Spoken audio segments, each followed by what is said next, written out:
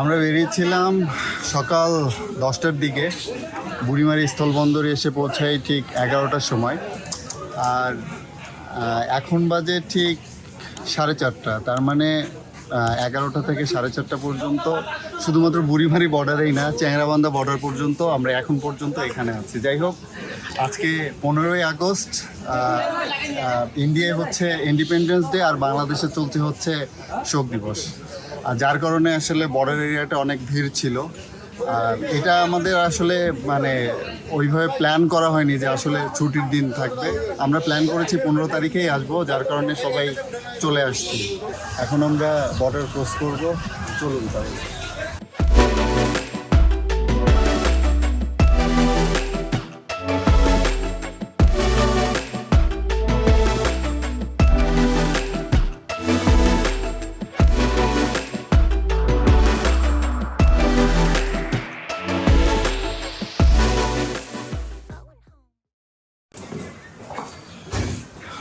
আমরা কালকে রাত 11টার দিকে দার্জিলিং এসে পৌঁছাই, তারপর একটা হোটেলে উঠি। আসলে এখন সকাল 9টা বাজে। আমরা সকালের খাবার খাওয়ার জন্য মুসলিম হোটেলের দিকে যাচ্ছি।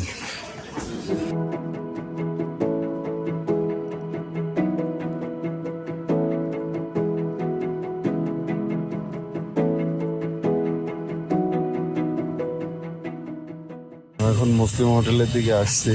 এখানে মসজিদ আছে। আসলে আমাদের কালকে রাতে এখানের পাশে থাকার কথা ছিল, বাট এখানে আর থাকতে পারিনি। এখান থেকে সুন্দর কাঞ্চনজঙ্ঘা দেখা যায়, পাহাড়গুলো দেখা যাচ্ছে। এখন অবশ্য কাঞ্চনজঙ্ঘা দেখা যাবে না, মেঘে ঢেকে গেছে। যে সাইডটা মেঘ দেখা যাচ্ছে, এই পাশে পিছনে হচ্ছে কাঞ্চনজঙ্ঘা। আচ্ছা, যাই হোটেলে।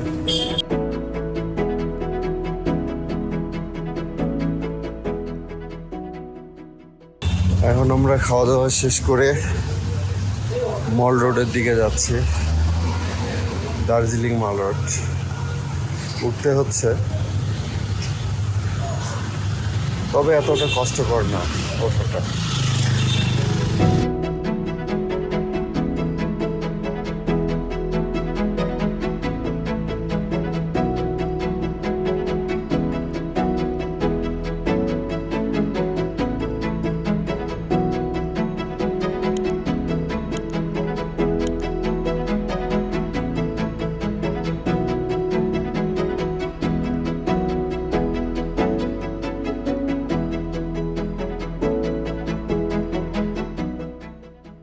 আমরা দার্জিলিং থেকে রক গার্ডেনে ফেরার পথে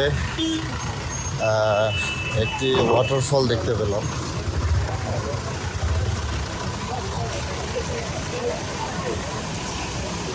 ওয়াটারফলটি রক গার্ডেনেরই। ড্রাইভারকে বললাম যে ওয়াটারফলসটার নাম কি, উনি বললো যে এটা রক গার্ডেনেরই ওয়াটারফলস। দেখুন কত সুন্দর।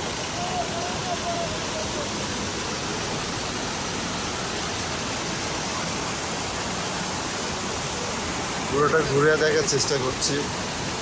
আমরা এখান থেকে টিকিট করছি এই ওয়াটারফলে ঢোকার জন্য। টিকিট 20 টাকা করে আমরা টিকিট করলাম।